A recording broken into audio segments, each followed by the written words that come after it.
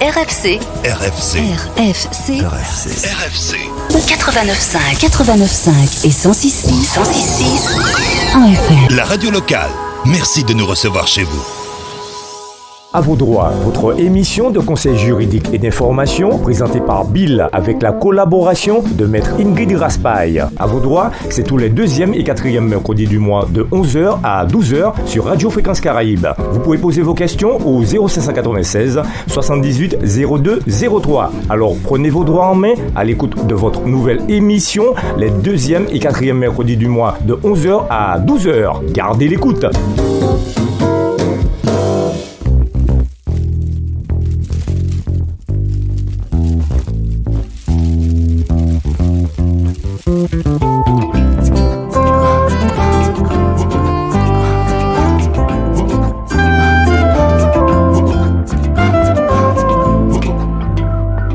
Soyez les bienvenus, venez de nous rejoindre sur votre radio, Radio Fréquence Caraïbe. Je rappelle que nous sommes au 1 boulevard du bord de mer, sur le territoire de la ville du Carbet, et que nos fréquences sont les 89.5 et 106.6 en FM.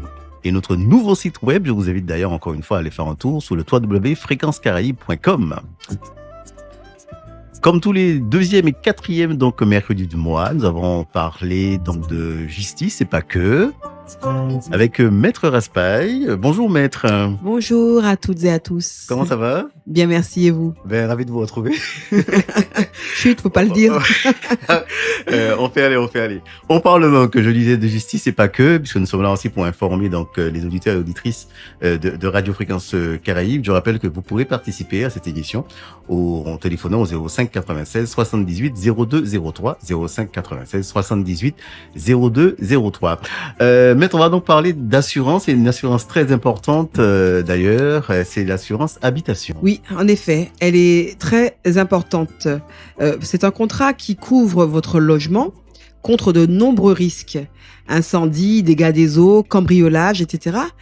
Et bien qu'il soit facultatif, mais je pense qu'il devrait être obligatoire, ce contrat est indispensable pour être bien protégé en cas de sinistre. Et nous avons vécu, je pense, l'expérience pas plus tard qu'avant-hier, d'un séisme. Je sais pas si vous l'avez ressenti.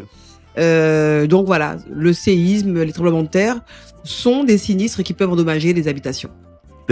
Première question très importante, l'assurance habitation est-elle obligatoire? Alors non, elle ne l'est pas globalement, elle est pour les locataires. En revanche, elle est pour les locataires, comme le stipule la loi du 6 juillet 89, le locataire de logement a l'obligation de souscrire à une assurance habitation, mais parce qu'il est locataire. Pour la justifier, il doit remettre une attestation d'assurance à son bailleur, en général le propriétaire, à son entrée dans les lieux, et chaque année à la demande du bailleur. Effectivement, l'assurance doit être renouvelée tous les ans, puisqu'on ne signe pas un contrat d'assurance habitat pour toute son occupation. On signe un contrat qui est en général renouvelé par tacite reconduction. Et il faut, pour pouvoir justement obtenir ce renouvellement tacite, il faut payer les cotisations et être à jour de ces cotisations. Sinon, les assurances ne couvrent plus. Voilà. Donc, en cas de défaut d'assurance, le bailleur est susceptible de souscrire à une assurance pour le compte du locataire. Et dans ces conditions, il peut demander au locataire le remboursement. Voilà. Comme il peut aussi résilier le bail si le locataire ne présente pas l'attestation d'assurance habitat. Alors, c'est pas aussi simple que ça. Il faut déjà demander au locataire de justifier que l'habitation est assurée. Le locataire justifie. S'il ne justifie pas, à ce moment-là, le propriétaire bailleur peut mettre en demeure le locataire d'assurer le bien. Et s'il ne le fait pas, à ce moment-là, et si le contrat de bail le prévoit, il peut mettre en œuvre la clause de résiliation du bail.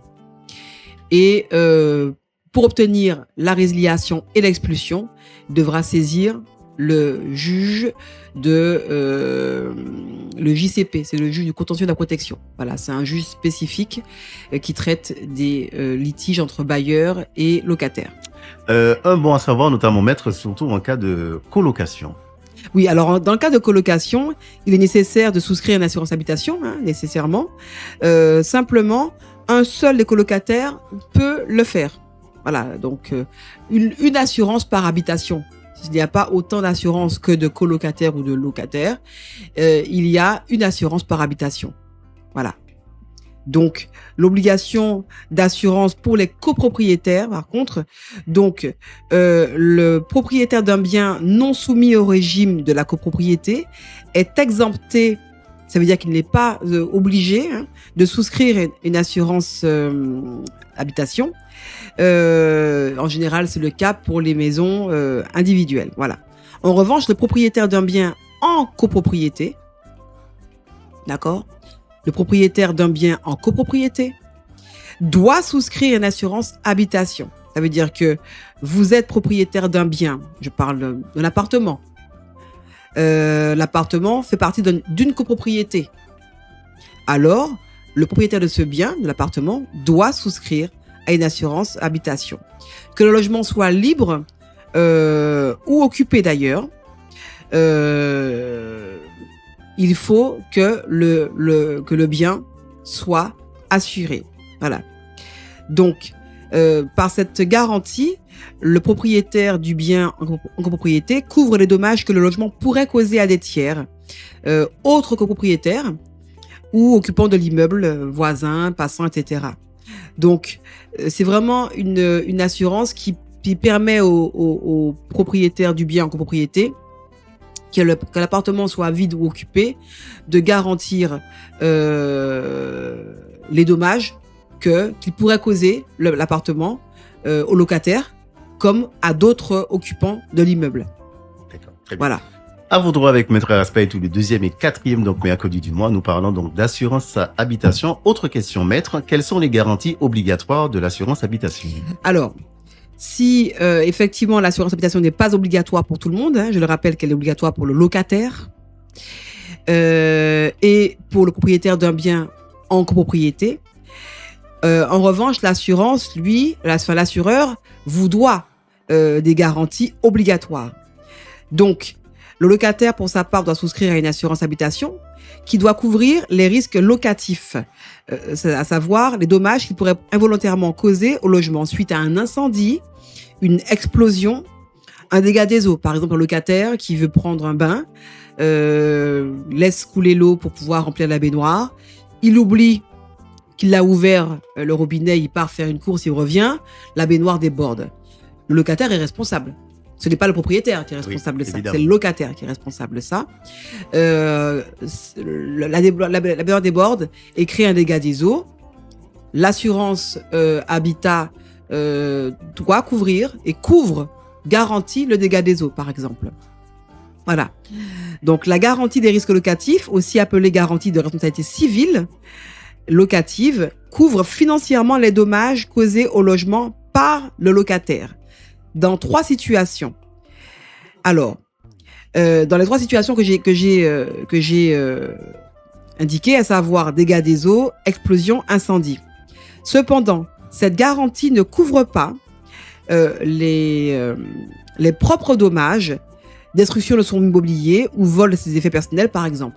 Ça veut dire que si le locataire, pour une raison que l'on ignore, décide de donner des coups de marteau dans une porte, de casser un lavabo, vraiment de saccager le bien de son propriétaire, son assurance habitat ne couvre pas. Parce que là, il commet en fait des délits. Voilà. Donc, si effectivement il saccage, il détruit l'immobilier ou le vol de ses propres effets par un tiers, ne sont pas couverts par l'assurance habitat. Donc, les dommages causés à un tiers autre que le propriétaire, tels que l'endommagement de l'appartement d'un voisin suite à un dégât des eaux, par exemple. Ça veut dire que si, quand il part, il laisse couler la baignoire, l'eau de la baignoire, c'est à cause d'un dégât des eaux, les dommages causés au tiers, donc le voisin, autres que le propriétaire, ne sont pas couverts. Voilà. Très bien. En théorie, maître, que fait-on? Alors, en théorie, c'est l'assurance responsabilité civile propriétaire qui couvre ces dommages. Donc c'est le propriétaire qui doit également assurer son bien lorsqu'il est en copropriété, qui couvre ces dommages-là. Maintenant, s'il n'est pas couvert par une garantie, c'est de sa poche que le propriétaire va devoir dédommager les tiers victimes des dégâts qui ne sont pas couverts par l'assurance de l'habitation de son locataire. Voilà. Donc, il faut quand même, ce qui est conseillé, que le locataire, en plus d'avoir une assurance habitat, complète cette garantie avec une responsabilité civile. Voilà. Ça permettra effectivement de couvrir des dommages qu'il a causés.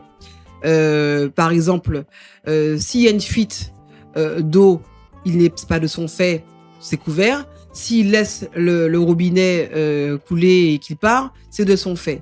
Voilà, donc c'est un dégât des eaux. Donc il y a un dégât des eaux de son fait qui n'est pas couvert par son assurance et un pas de son fait qui sera couvert. D'accord ? Voilà. Donc tout dépend de l'origine en fait du dégât des eaux. Très bien. À vos droits, je rappelle avec Maître Raspail, si vous avez une question ou un témoignage à apporter justement, que vous avez vécu quelque chose sur l'assurance habitation, n'hésitez pas à nous appeler au 05 96 78 02 03 et Maître fera un plaisir donc de vous répondre. On était donc sur la partie Maître de la responsabilité civile. Voilà, donc ce contrat peut inclure de nombreuses autres garanties. Il protège contre le vol et les actes de vandalisme, le bris de glace immobilier, les événements climatiques, tempêtes, grêles, etc. et les catastrophes naturelles, inondations. Donc d'autres garanties renforcent la protection, dont certaines peuvent être intégrées à l'assurance multirisque habitation, et telles que l'assistance d'épanage pour bénéficier de l'intervention d'un professionnel en cas d'urgence, plombier, serrurier, la protection juridique pour être accompagné en cas de litige avec un tiers, ou la garantie d'indemnisation majorée pour être mieux indemnisé en cas de sinistre garanti.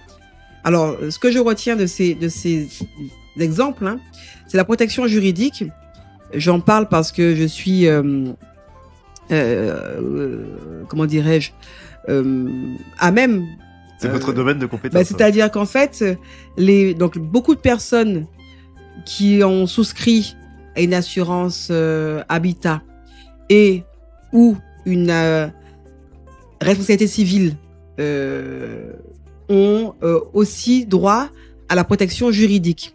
C'est une petite option qui ne coûte pas tellement cher, hein, qui ne fait pas augmenter la facture annuelle de l'assurance et qui permet de supporter les frais de justice lorsque un assuré a besoin d'être défendu par un avocat, de prendre conseil auprès d'un avocat.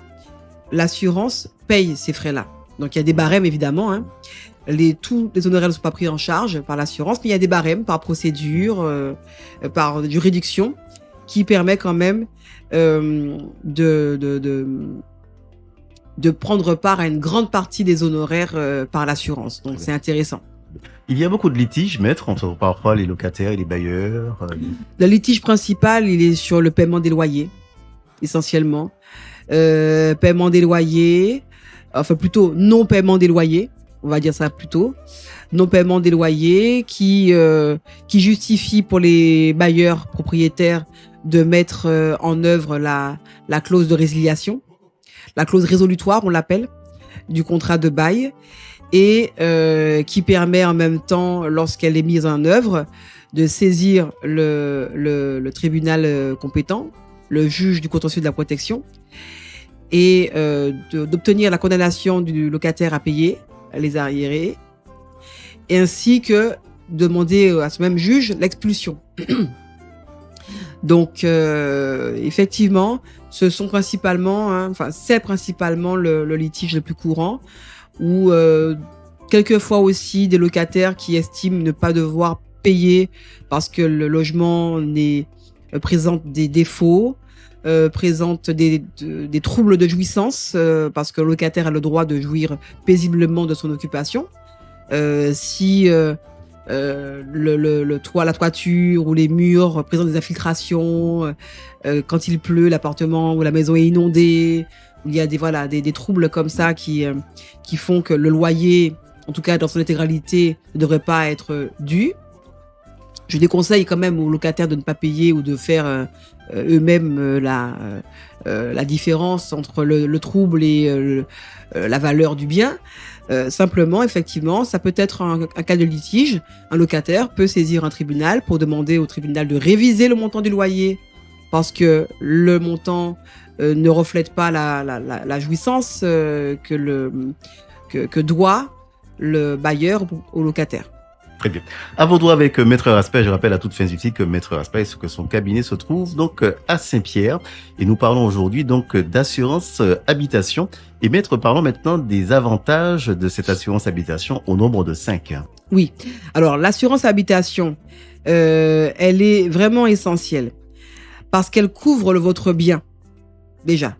Donc, l'assurance habitation permet d'assurer votre logement contre les dommages dont il pourrait être victime aussi. Il n'y a pas que vous, en tant qu'habitant, occupant du logement, comme auteur de dommages causés aux tiers, qui sont couverts par votre garantie. Il y a aussi que votre assurance peut vous dédommager des dégâts causés par les tiers, en attendant que le tiers soit engagé dans le remboursement des frais générés par le trouble. Voilà. Donc, votre assurance, déjà, elle vous couvre. Ensuite, elle assure votre responsabilité. Donc, à travers la garantie de responsabilité civile, vous êtes couvert pour les dommages que vous pourriez causer à des tiers. Cela évite d'avoir à les indemniser. Voilà. Hein, donc, c'est le parallèle. Hein. C'est-à-dire que vous êtes couvert pour vos biens par votre garantie qui va vous dédommager, comme en complétant avec la responsabilité civile, vous êtes exempt d'avoir à dédommager personnellement les dégâts que vous causez aux tiers. C'est votre assurance qui va le faire. D'accord ? Donc c'est entre assurances que les choses se font. Ça s'arrange pas. Ouais. Elles se payent entre elles. D'accord. Voilà. Mais vous ne sortez rien. C'est un peu comme une voiture, hein. Quand vous avez un accident de voiture, quelquefois il y a une franchise, mais c'est pas vous qui allez indemniser la voiture de l'autre personne, votre assurance. Et vous, si vous êtes victime d'une collision, ce n'est pas la personne qui est responsable, qui va vous indemniser, c'est son assurance. Voilà. Mais en général, c'est votre assurance qui vous couvre, et ensuite l'assurance de l'autre va rembourser votre assurance. Donc, c'est vraiment un jeu entre assureurs. D'où l'idée de s'assurer. C'est vraiment, je veux dire, quand on fait face à des phénomènes dont on n'a pas vraiment la mesure des conséquences et des dégâts, je crois que quand même, vaut quand même mieux aller déposer une déclaration de sinistre à l'assurance après une inondation, après des fortes pluies, que d'avoir à tout racheter soi-même et devoir se dédommager soi-même, quoi. Donc, c'est sûr que les assurances ne courent pas pour pouvoir vous dédommager, mais au moins, vous savez que vous avez le droit de l'actionner et qu'elle a l'obligation de vous couvrir. Très bien, on continue donc à parler de ces 5 avantages. On en parle du troisième. Alors oui, c'est ça ? Le troisième avantage, protéger les occupants. Donc, tous les membres du foyer sont protégés par une assurance habitat. Tous. Vous-même, votre conjoint, vos enfants et toute personne de la famille occupant le bien. Donc, il faut avoir une occupation quand même permanente de ce bien. D'accord ? Ensuite, 4e avantage, l'assurance habitat, assurer vos effets personnels. Selon les garanties souscrites, le contrat permet aussi de protéger votre mobilier, vos équipements haute technologie, télévision, ordinateur, etc., vos bijoux contre de nombreux sinistres, vols, incendies. Vos biens mobiliers, donc tout ce qui est à l'intérieur de votre appartement, de votre maison, des tableaux de valeur, des objets de valeur, peu importe la valeur d'ailleurs, dès lors que ça vous appartient et que vous avez été victime d'un vol ou d'un dégât des eaux, de quelque chose, vous pouvez aussi demander à ce que l'assurance vous rembourse ces effets. Voilà. Bien sûr, il faut justifier des factures. Hein.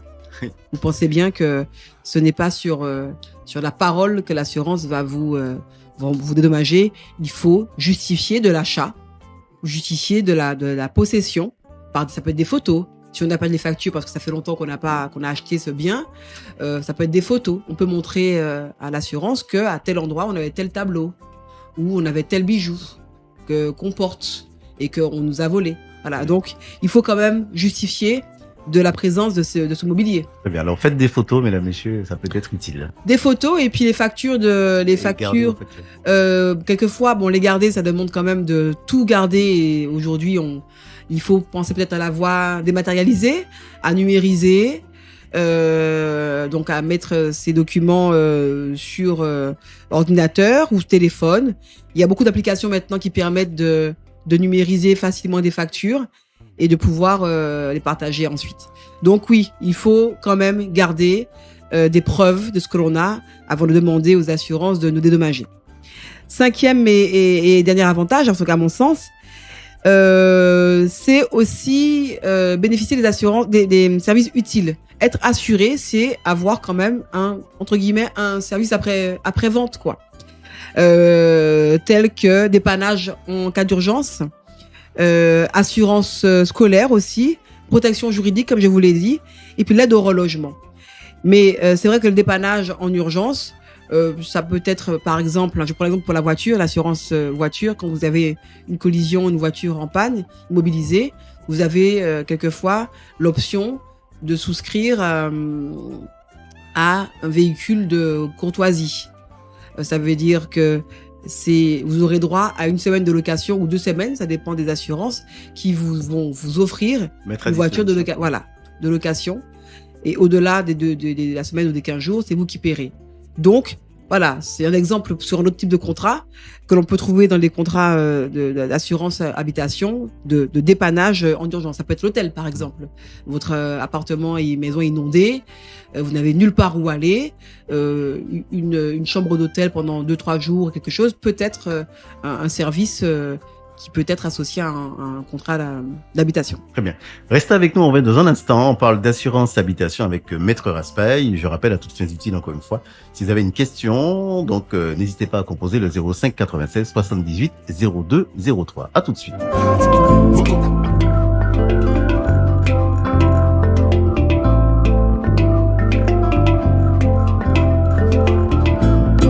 Tout va bien, vous êtes sur Radio Fréquence Caraïbe, votre radio de la côte Caraïbe.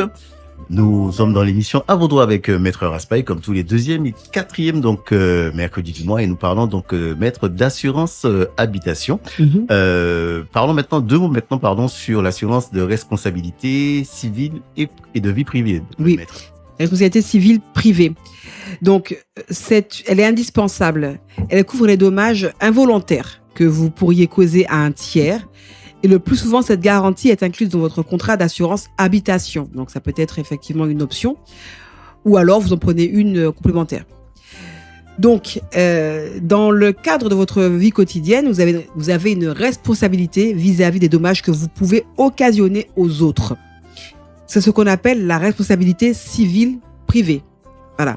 Donc, si vous êtes responsable de dommages, vous avez donc l'obligation de réparer le préjudice et ou de dédommager la victime. Cela peut notamment être le cas si vous endommagez le téléphone d'une personne dans la rue. Voilà. Par exemple, vous passez à côté de quelqu'un et puis malencontreusement, vous vous touchez et puis bon, le téléphone tombe. Vous percutez une voiture avec votre vélo. Un ami glisse chez vous et se blesse.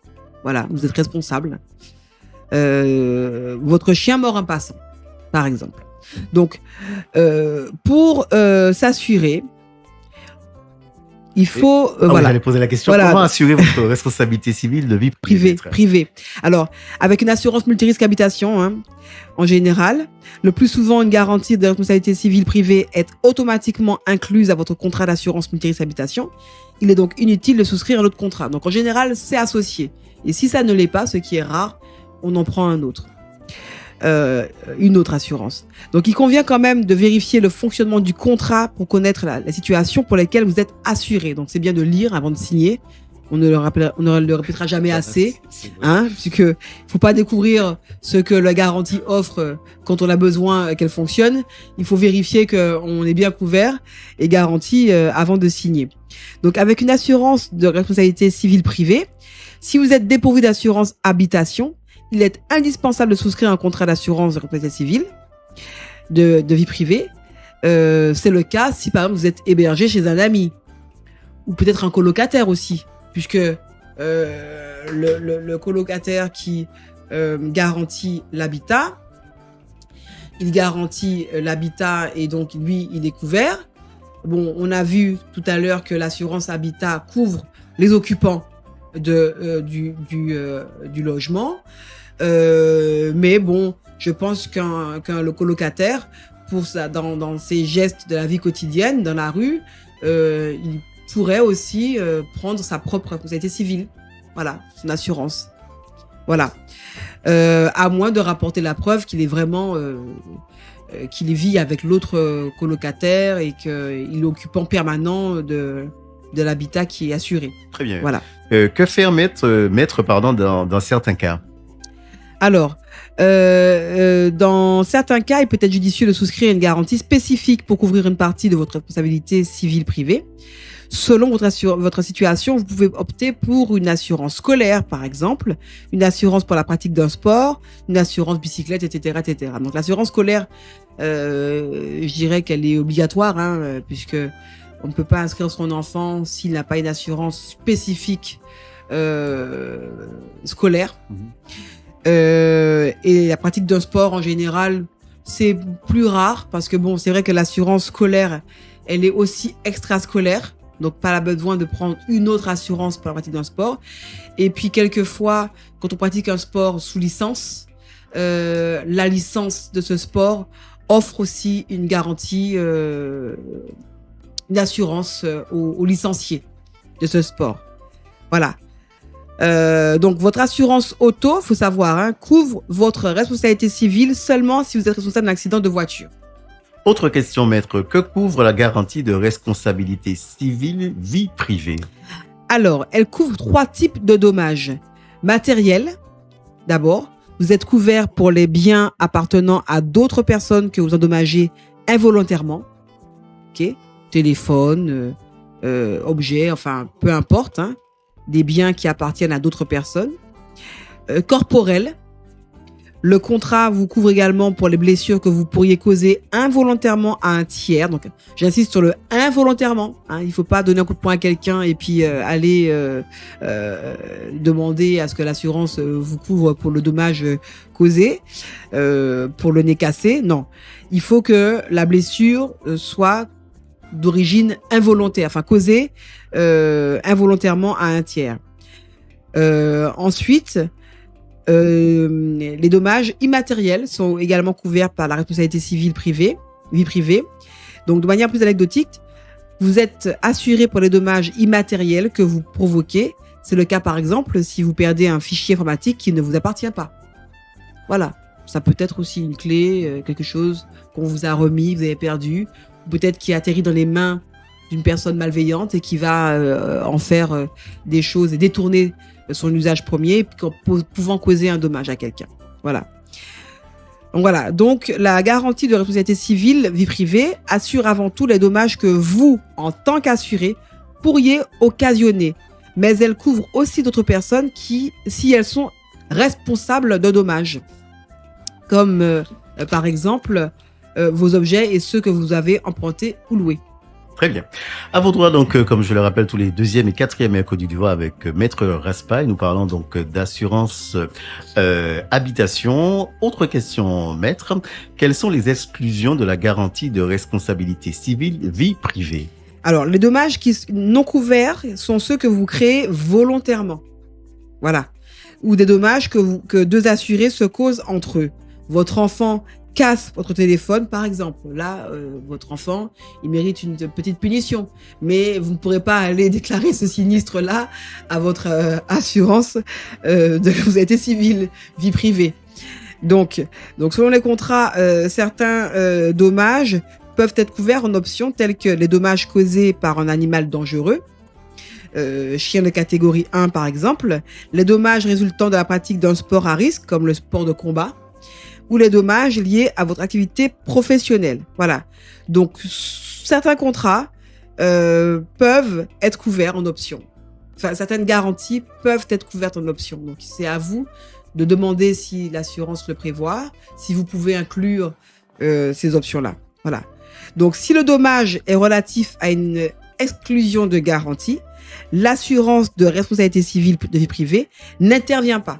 Donc, s'il n'est pas indiqué dans le contrat que vous signez que vous êtes couvert, que tel dommage est exclu, vous ne pourrez pas bénéficier d'une couverture nécessairement.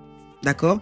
Donc, en général, ce qui est couvert est écrit, ce qui n'est pas couvert est également écrit. Mais si ce qui n'est pas couvert n'est pas écrit, on se réfère à ce qui est écrit et couvert. D'accord, très bien. D'accord ? Donc, mais en général, les exclusions sont également expresses. Voilà. Donc si il y a des exclusions de garantie, eh ben, c'est de votre poche que vous paierez le dommage que vous aurez causé à un tiers ou à quelque chose appartenant à un tiers si votre assurance l'exclut. Très bien. Autre question, une dernière question d'ailleurs, et pas de moindre, maître, comment choisir un contrat ? Alors, il faut vérifier que votre assurance déjà multirisque habitation vous couvre. Si votre assurance habitation multirisque vous couvre, ce n'est pas la peine de souscrire à une assurance de garantie de responsabilité civile de vie privée. D'accord ? Bon. Vous devez également faire attention à plusieurs spécificités du contrat. Donc, les personnes couvertes. Est-ce que votre conjoint, vos enfants, vos employés sont couverts ? Les choses couvertes par les garants de la garantie, les animaux, les objets, etc. Vérifiez la franchise aussi. Il s'agit du montant qui reste systématiquement à votre charge en cas de sinistre. Ça veut dire que si vous avez un sinistre, vous avez causé un sinistre qui génère 2000 € de préjudice à la victime de ce sinistre et que vous avez une franchise de votre contrat de 500 €, l'assurance dédommagera la victime de fait que vous avez causé à hauteur de 1500 € et les 500 € sont de votre poche. Voilà, une franchise, c'est ça. Maintenant, si le sinistre génère un préjudice pour 600 € qui a une franchise de 500 €, ben, c'est vous qui verserez 500 € et l'assurance 100. 100 €. Voilà, donc la franchise, c'est vraiment ce qui reste à la charge de l'assuré, pardon. Donc, il faut vérifier la franchise. Certaines assurances vont coûter un peu plus cher et la franchise sera moins importante. Ça veut dire que vous aurez moins à votre charge. Donc, il faut vérifier la franchise. Il faut également vérifier les exclusions de garantie. Parce que quelquefois, des garanties sont exclues et ce sont celles qui vous intéressent. Donc, attention. Et puis aussi les plafonds de remboursement. Parce qu'évidemment, on ne va pas forcément obtenir de son assurance qu'elle nous rembourse la valeur intégrale de quelque chose que l'on a perdu dans un dégât. Donc, on sera remboursé et il y aura un plafond de remboursement. Très bien. On arrive au thème de cette émission. Donc, maître, que peut-on retenir dans les grandes lignes sur l'assurance habitation ?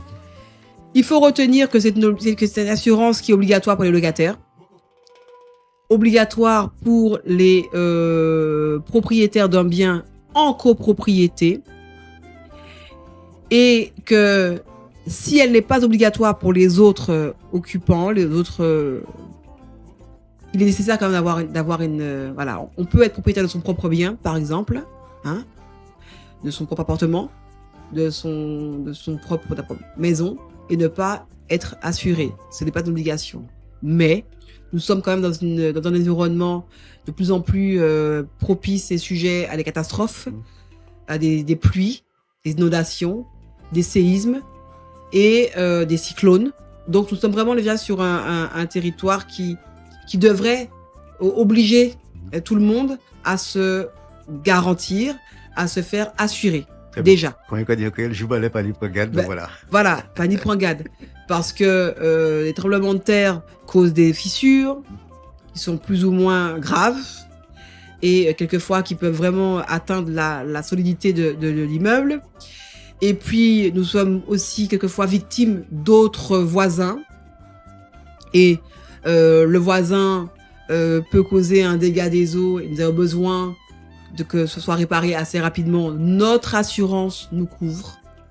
On n'a pas à attendre que le voisin le fasse. Donc, Voilà, donc, c'est quand même ça, hein, le rôle essentiel de l'assureur, c'est de vous couvrir les dégâts dont vous pourriez être victime. Et c'est aussi couvrir les dégâts dont vous pourriez être l'auteur, mais bien sûr de manière involontaire. Alors, l'assurance habitat comporte des garanties. Il faut vérifier ce qui est couvert par l'assurance habitat, ce qui n'est pas couvert par l'assurance habitat. Et en fonction de cela, compléter avec une assurance de responsabilité civile privée, si nécessaire, si besoin. Et surtout, se dire qu'il faut être assuré aussi bien chez soi qu'au travail, parce qu'on peut aussi, quand on est au travail, causer un dommage à un collègue. On prend son téléphone portable, on le fait tomber.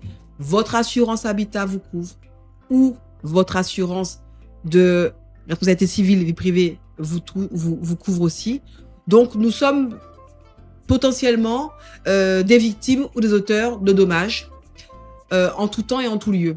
Donc, il est nécessaire d'avoir cette couverture parce qu'elle permet de ne pas avoir à débourser de sa poche des sommes qui peuvent être importantes ou pas, mais qui de toute façon, quel que soit le montant, seront couvertes par les assurances si les garanties sont prévues, sachant évidemment qu'il y aura toujours une petite franchise à la charge de l'assuré et qu'il ne pourra pas s'en exonérer.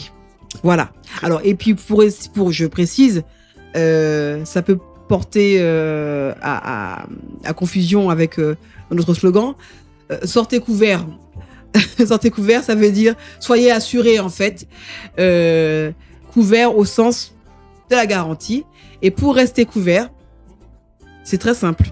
Il faut payer ses cotisations, il faut payer ses primes parce que si vous restez sans payer pendant 2 mois, au minimum, je crois, c'est 2 mois effectivement, vous recevez des mises en demeure. Si vous ne payez toujours pas, l'assurance est suspendue. La couverture est suspendue.